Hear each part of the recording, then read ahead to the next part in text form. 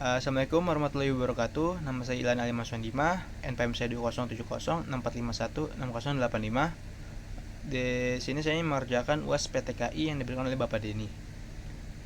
Di sini saya suruh menjawab beberapa persoal. Nomor 1 itu ada apa saja karakteristik media di dalam multimedia. Karakteristiknya di antara lain adalah memiliki lebih dari satu media yang konvergen. Misalnya menggabungkan unsur audio dan visual. Yang kedua, bersifat interaktif dalam pengertian memiliki kemampuan untuk mengakomodasi respon pengguna. Yang ketiga, ada bersifat mandiri dalam pengertian memberi kemudahan dan kelengkapan isi sedemikian rupa sehingga pengguna bisa menggunakan tanpa bimbingan orang lain. Nomor 2, jelaskan apa yang dimaksud dengan firewall. Firewall itu adalah sistem keamanan untuk mengelola atau memantau trafik masuk dan keluar berdasarkan aturan keamanan yang sudah ditentukan. Dan fungsi firewall sendiri itu mencegah akses yang tidak diinginkan dari dalam atau ke dalam suatu jaringan atau server. Ketiga itu jelaskan aspek-aspek keamanan komputer.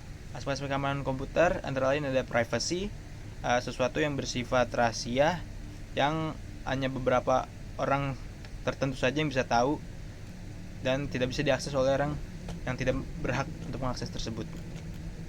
Yang kedua ada confidentiality, merupakan data yang diberikan ke pihak lain untuk tujuan khusus tetapi tetap dijaga penyebarannya. Contohnya data yang bersifat pribadi seperti nama, alamat, nomor KTP, dan lain-lain. Yang ketiga ada integrity, sebuah informasi yang tidak boleh diubah oleh pemilik informasi.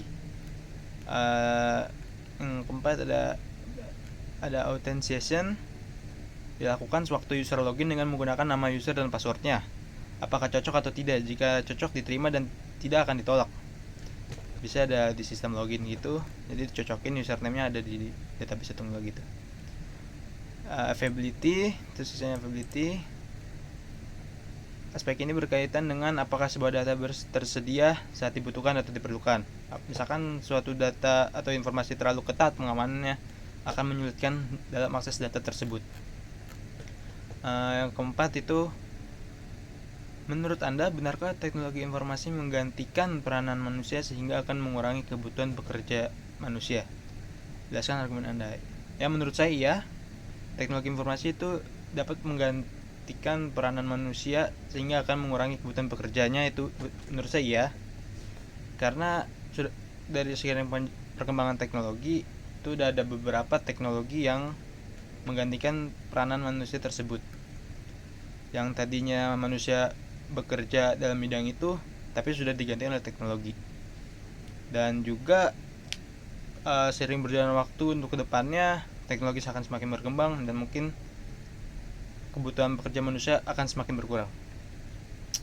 Nomor 5, prinsip dasar apa yang dijadikan acuan teknologi pembelajaran dan apakah tujuan utama teknologi pendidikan? Prinsip dasar dari teknologi pembelajaran itu adalah menerapkan pendekatan sistem, menggunakan sumber belajar seluas mungkin, meningkatkan kualitas belajar manusia, dan berorientasi pada kegiatan belajaran individu.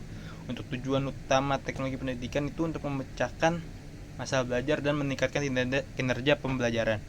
Misalkan ada siswa belum begitu mengerti materi yang dijelaskan oleh gurunya di sekolah, dan dia dapat mendapatkan materi dari internet yang tidak terbatas jumlahnya.